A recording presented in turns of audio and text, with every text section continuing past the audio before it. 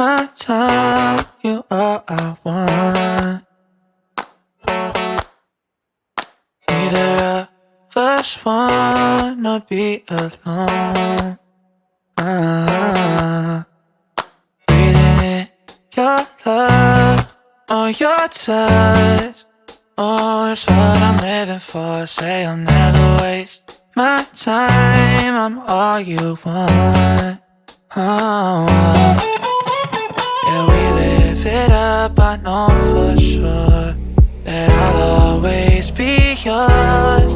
We could be spending time chasing nights, cruise the one until we see the sunrise. Hit my line, we align.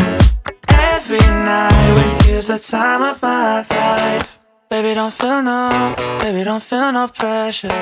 Yeah, you make everything easy, everything except leaving on. I'll never make you my enemy. Can't get enough of your energy. Know that you're feeling the same way. Yeah, we live it up, I know for sure that I'll always be yours. We could be spending time chasing nights, cruise the one until we see the sunrise. Hit my line, we are. Good morning friends. ഞാൻ ഇന്ന് ഒരു ഗോവ യാത്രയെ പറ്റിയുള്ള ഒരു video record ചെയ്യുകയാണ്. ഞാൻ ഇവിടെ എറണാകുളത്ത് വാഴക്കാലയിൽ താമസിക്കുന്ന ഒരു വ്യക്തിയാണ്. കുറേ നാളായി ഗോവയ്ക്ക് പോകണം എന്ന് വിചാരിച്ച് അങ്ങനെ നിൽക്കുന്നു.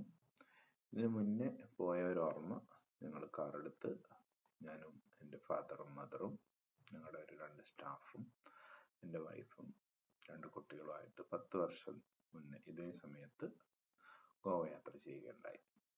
ആ ഒരു യാത്ര അന്ന് പോയത് സെന്റ് ഫ്രാൻസിസ് അസീസിയുടെ ഭൗതിക ശരീരം ഗോവയിൽ പ്രദർശനത്തിന് വെച്ച സമയങ്ങളിലാണ് ഞങ്ങൾ പോയി ആ ഒരു യാത്ര കഴിഞ്ഞു വന്നത്. അതിൻ്റെ ഒരു ഓർമ്മ എന്നോണം ഈ പ്രാവശ്യം ഞങ്ങൾ യാത്ര ചെയ്തത് അന്ന് യാത്ര ചെയ്ത അതേ എർട്ടിഗ വണ്ടിയിൽ ഇന്ന് ഞാനും എൻ്റെ വൈഫിൻ്റെ ഫാദറും മദറും അതേപോലെ ഞങ്ങളുടെ 5 കുട്ടികളുമായിട്ടാണ് ഞങ്ങൾ യാത്ര പോയത്. ഞങ്ങൾ മൊത്തത്തിൽ ഒരു 7 ദിവസം യാത്രയ്ക്ക് വേണ്ടി മാറ്റിവെച്ചു. 22-ാം തീയതി 11 മണിക്ക് ഞങ്ങൾ ഇവിടെ നിന്ന് യാത്ര ചെയ്തു. സ്റ്റാർട്ട് ചെയ്ത് വാഴക്കാലയിൽ നിന്ന് അടുത്ത സ്റ്റോപ്പ് കൊച്ചാലിലായിരുന്നു. കൊച്ചാലാണ് എൻ്റെ വൈഫ് ഹൗസ് വരുന്നത്. അവിടെ നിന്ന് ഞങ്ങൾ പതുക്കെ പോയി ഞങ്ങൾ രാത്രി കാസർഗോഡ് പാസ് ചെയ്തു. കാസർഗോഡ് എത്തിയപ്പോഴേക്കും ഉറക്കം വന്നു. കാരണം ഇവിടുന്ന് ഞാൻ മാത്രമാണ് ഡ്രൈവ് ചെയ്തുകൊണ്ടിരുന്നത്. അപ്പോൾ അവിടെ എത്തിയപ്പോഴേക്കും നല്ല ഉറക്കം വന്നു. കുറച്ചു നേരം റെസ്റ്റ് എടുത്തു. റൂമൊക്കെ നോക്കിയപ്പോൾ റൂമൊന്നും കിട്ടാനുണ്ടായിരുന്നില്ല. പെട്ടെന്ന് ചെന്ന് റൂം അന്വേഷിക്കുമ്പോൾ അവൈലബിൾ അല്ല എന്നുള്ളത് കൊണ്ട് ഞങ്ങൾ നേരെ റോഡ് സൈഡിൽ വണ്ടി പാർക്ക് ചെയ്ത് ചായയൊക്കെ കുടിച്ച് പതുക്കെ അങ്ങനെ ഗോവയിലേക്ക് പോയി. രാവിലെ ബ്രേക്ക്ഫാസ്റ്റ് കഴിച്ചത് ഭട്കൽ എന്ന് പറഞ്ഞ സ്ഥലത്താണ്.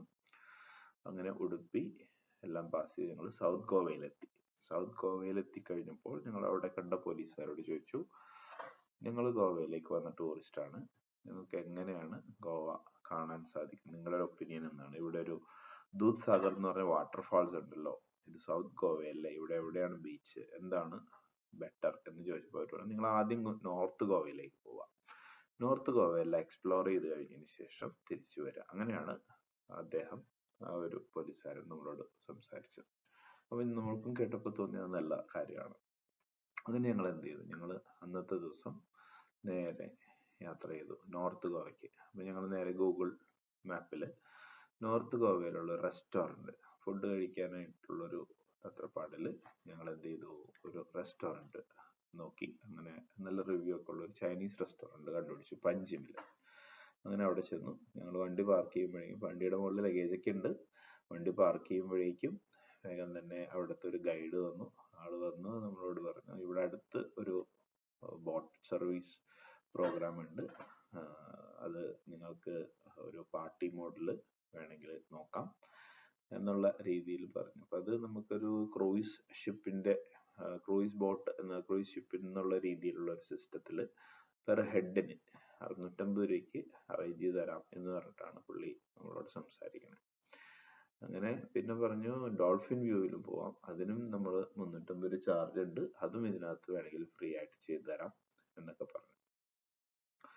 അപ്പോൾ പുള്ളീനോട് ഞാൻ ചോദിച്ചു നമുക്ക് താമസിക്കാനുള്ളൊരു സ്ഥലം കിട്ടുമോ, ഞങ്ങൾ ഇപ്പോൾ എല്ലാവരും കൂടി ചേർത്ത് 9 ആളുണ്ട്, അപ്പോൾ താമസിക്കാനുള്ള സ്ഥലം എന്താണ് എങ്ങനെയാണെന്ന് ചോദിച്ചു. പുള്ളി പറഞ്ഞത് ഇത് കണ്ടോ, ഫോട്ടോയിൽ കാണിച്ചു തന്നിട്ടുള്ളൊരു സ്ഥലം കാണിച്ചു തന്നിട്ട് പറഞ്ഞു ഇവിടെ ഒരു ഫുൾ റൂമിന് നിങ്ങൾക്ക് 2000 രൂപ കൊടുത്താൽ മതി എന്ന് പറഞ്ഞു. എന്നാ ഓക്കെ നോക്ക്, ഞാൻ വിളിക്കാം എന്ന് പറഞ്ഞ് ഞങ്ങൾ പോയി ഫുഡൊക്കെ കഴിച്ചു. ഫുഡ് കുഴപ്പമില്ല, 9 പേര് കഴിച്ചു ഇറങ്ങി. നൂഡിൽസും ഫ്രൈഡ് റൈസും അതുപോലെ ചില്ലി ചിക്കനും ഷിസ്വാൻ ചിക്കനൊക്കെ ഓർഡർ ചെയ്തു. അങ്ങനെ ഞങ്ങൾ ഫുഡൊക്കെ കഴിച്ചു ഇറങ്ങി. അദ്ദേഹത്തെ വിളിച്ചപ്പോൾ അദ്ദേഹം പറഞ്ഞു ഞാൻ നോക്കട്ടെ, വിളിച്ചു നോക്കട്ടെ അത് പോയിട്ടുണ്ടോ എന്ന് അറിയാൻ പാടില്ല എന്ന് പറഞ്ഞ് വിളിച്ചു നോക്കിയപ്പോൾ അതില്ല, 2000 രൂപ അവൈലബിൾ അല്ല.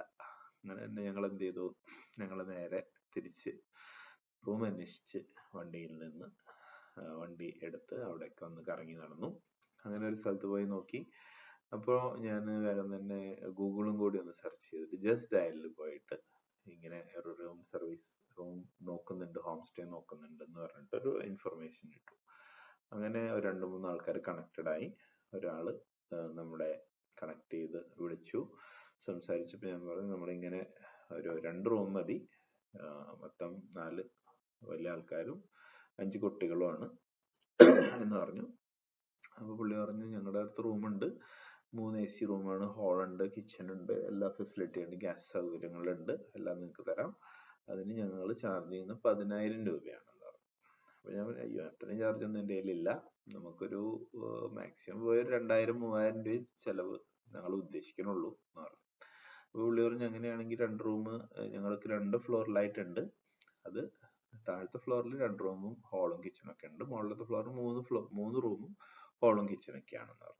എന്നാ കാണാം എന്ന് പറഞ്ഞ് ഞങ്ങൾ ചെന്ന് നോക്കി. അപ്പോൾ നോക്കി കഴിഞ്ഞപ്പോൾ 2 റൂമുള്ള ആ ഒരു സ്ഥലത്ത് എന്തോ ഒരു സ്പ്രേയും ഒക്കെ അടിച്ചിട്ടുള്ള ഒരു സ്മെല്ലൊക്കെ ഉള്ളതുകൊണ്ട് ഞാൻ ചോദിച്ചു നല്ല സ്മെല്ലൊക്കെ ഉണ്ടല്ലോ, അത് നമുക്ക് അലർജി ഒക്കെ ഉണ്ടാക്കുന്ന ആൾക്കാരാണ് ഇവിടെ ഉള്ളത് എന്ന് പറയുമ്പോൾ അവർ മുകളിലത്തെ റൂം കൂടി നോക്കാൻ പറഞ്ഞു. മുകളിലത്തെ റൂം നോക്കിയപ്പോൾ നല്ല റൂമാണ്, ഞാനതിൽ വീഡിയോസ് ഒക്കെ ഇടാം, അതിൻ്റെ ലിങ്ക് ഫോൺ നമ്പറൊക്കെ ഇടാം. ഇതിനകത്ത് ഇപ്പോൾ പോകുന്ന ആൾക്കാർക്ക് എന്തെങ്കിലും ഉപകാരപ്പെടണം എന്നുണ്ടെങ്കിൽ അത് നോക്കി അവിടെ പോയിട്ട് അവരുമായിട്ട് സംസാരിച്ചു കഴിഞ്ഞാൽ പ്രൈസ് കുറച്ച് തരും എന്ന് എനിക്ക് തോന്നുന്നുണ്ട്.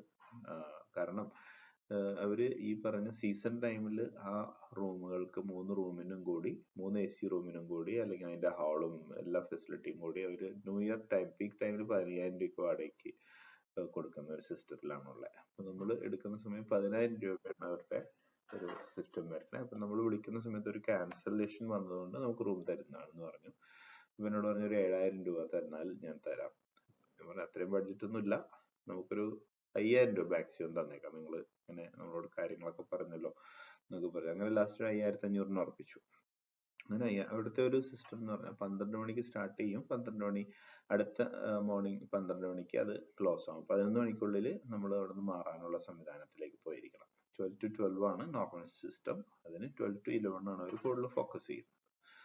12 AM 12 PM to 12 PM അങ്ങനെയാണ് അവരുടെ സിസ്റ്റം. അങ്ങനെ ഞങ്ങൾ അവിടെ തങ്ങി. ഞങ്ങൾ ആദ്യത്തെ ദിവസം റൂം എടുത്തു, റെസ്റ്റ് എടുത്തതിന് ശേഷം രാവിലെ ഞങ്ങൾ ആദ്യം പോയത് പള്ളിയിലേക്കാണ്, സെന്റ് ഫ്രാൻസിസ് അസീസി പള്ളി.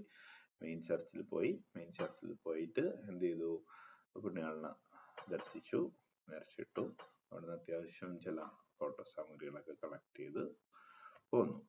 അങ്ങനെ നെക്സ്റ്റ് സിസ്റ്റത്തിലേക്ക് എന്ന് പറഞ്ഞു കഴിഞ്ഞാൽ ഞങ്ങൾ അടുത്ത ഒരു റൂമിൽ വന്ന് ഫ്രഷ് ആയി നേരെ ഡോൾഫിൻ വ്യൂ പോയിന്റിലേക്ക്, അവിടുത്തെ ഒരു കോക്കനട്ട് ബീച്ച് എന്ന് പറഞ്ഞിട്ട് ബീച്ചിലേക്ക് പോയി. ഇതെല്ലാം അറേഞ്ച് ചെയ്തത് നമ്മുടെ ആ റൂമിന്റെ ഓണർ എന്നുള്ള ആ ഒരു ഹോം സ്റ്റേ. അത് നിങ്ങൾക്ക് സെർച്ച് ചെയ്താൽ അറിയാൻ പറ്റും. ഞാൻ അതിന്റെ ഡീറ്റെയിൽസ് ഇവിടെ ഡിസ്ക്രിപ്ഷനിൽ ഇടാം. അപ്പോൾ അതിന്റെ ട്രൂലി എർത്ത്ലി വില്ല അങ്ങനെയായിരുന്നു ആ ഒരു പേര്.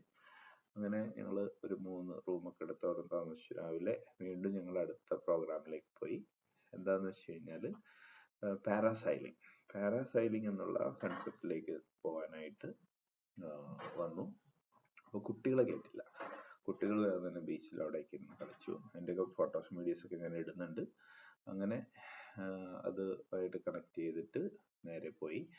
അപ്പോൾ പാരാസൈലിങ്ങിൽ ഞാനും വൈഫും വൈഫിൻ്റെ ഫാദറും അങ്ങനെ ഞങ്ങൾ 3 പേരാണ് പോയത്. അപ്പോൾ ഒരു 1300 രൂപയുടെ ഒരു പാക്ക് നമ്മളെ കൊണ്ട് എടുപ്പിച്ചു 3 പേർക്കും കൂടി. 1300 ആണെങ്കിൽ നമ്മുടെ 1500 രൂപ വെച്ചിട്ട് വാങ്ങുന്നുണ്ടായി. 4500 രൂപ. നമ്മൾ ആദ്യം തന്നെ അവർ പറഞ്ഞ ബോട്ടിൽ കയറി. നേരെ ബോട്ട് അത്യാവശ്യം ഒരു കൂടി വന്നു കഴിഞ്ഞാൽ ഒരു 3-4 കിലോമീറ്റർ കടലിനകത്തേക്ക് പോകും. അവിടെ ചെന്ന് കഴിയുമ്പോൾ സ്പീഡ് ബോട്ട്സ് ഉണ്ട്. ആ സ്പീഡ് ബോട്ടിലാണ് അവരുടെ ഒരു റാ പോലെയുള്ള ഒരു സ്റ്റീൽ ഫ്രെയിമിൽ കണക്ട് ചെയ്തുകൊണ്ട് പാരാസൈലിങ്ങിനുള്ള പാരച്യൂട്ടും എല്ലാം സെറ്റ് ചെയ്തിരിക്കുന്നത്.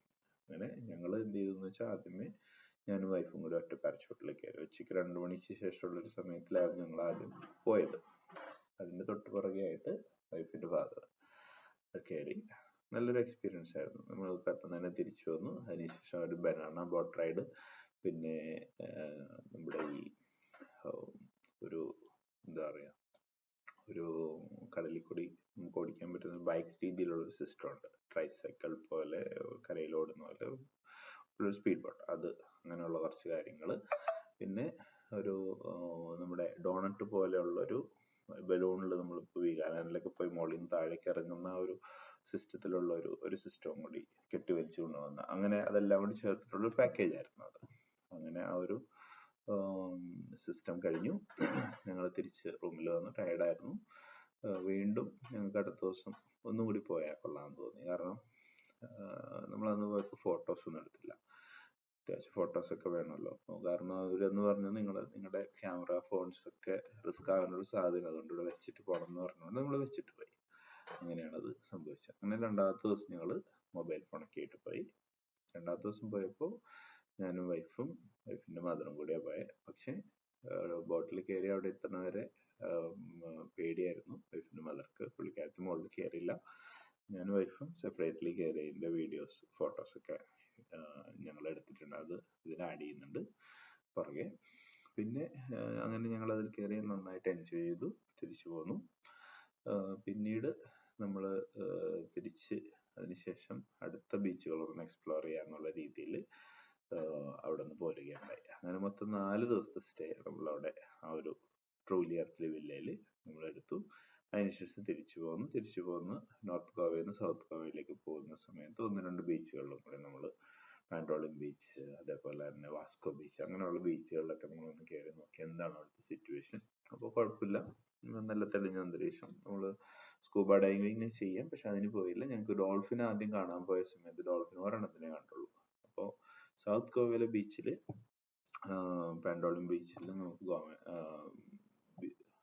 നമ്മുടെ ഡോൾഫിൻസിനെ കാണാം എന്നുള്ള രീതിയിൽ നമ്മൾ അവിടെ വന്ന് നോക്കി. പക്ഷെ അവിടെ കാണാൻ പറ്റിയില്ല. കാരണം അന്ന് അവിടെ ആരോ മരിച്ചിട്ട് അവർ സർവീസ് നിർത്തി വെച്ചിരിക്കുകയായിരുന്നു. അങ്ങനെ 22-ാം തീയതി പോയ ഞങ്ങൾ 21-ാം തീയതി 22-ാം തീയതി പോയ ഞങ്ങൾ തിരിച്ച് 27, 28 തീയതികളിലായിട്ട് തിരിച്ച് എത്തുകയുണ്ടായി.